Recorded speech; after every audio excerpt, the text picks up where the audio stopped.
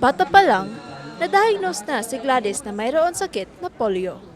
Sa kabila niyan, hindi raw ang kanyang sakit ang problema, kundi ang kawalan ng pantay na pagtingin at pagtrato ng ilang sa mga kagaya niyang PWD.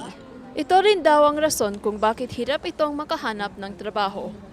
Kaya naman po namin ipakita sa madlang people na kaya po namin. Na para hindi naman po puro ayuda na lang ang inaantay namin, na patunay na kaya din namin mag-work. Kaya naman ikinatuwa nito na matanggap siya bilang staff sa pagbubukas ng kauna-unahang cafe na pinapatakbo ng mga PWD sa Baguio City. Nitong Merkules, 18 ng Marso, pinasiniyahan sa publiko ang Orchidarium Cafe sa Baguio City Orchidarium. Dito na ipapakita at naipapamalas ng iba pang PWD ang kanilang kakayahan sa pagtitimpla ng mga inumin at paggawa ng mga pastries.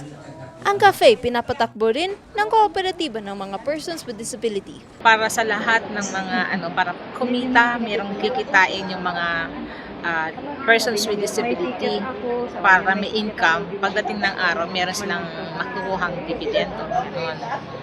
May membership siya kasi para umikot yung capital para kumita. Pag kumita, meron lahat dividendo kung sino yung members. Paghahati-hatian, gano'n. Maliban sa mga inumin at pagkain, makikita din dito ang ilang produktong gawa ng mga PWD.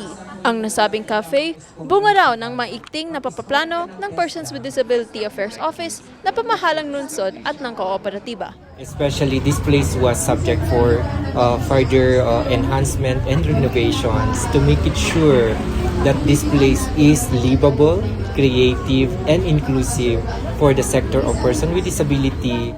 Umaasa ang Persons with Disability Affairs Office na magsisilbi itong inspirasyon para sa mga iba pang negosyo na buksan din ang kanilang pinto para sa mga PWD na mayroong kakayahan magtrabaho. Maliban sa kita, hatid din ng cafe ang desente at marangal ng trabaho para sa mga PWD na kumikilala at nagpoprotekta rin sa kanilang dignidad. Naomi Ramos, RNG News.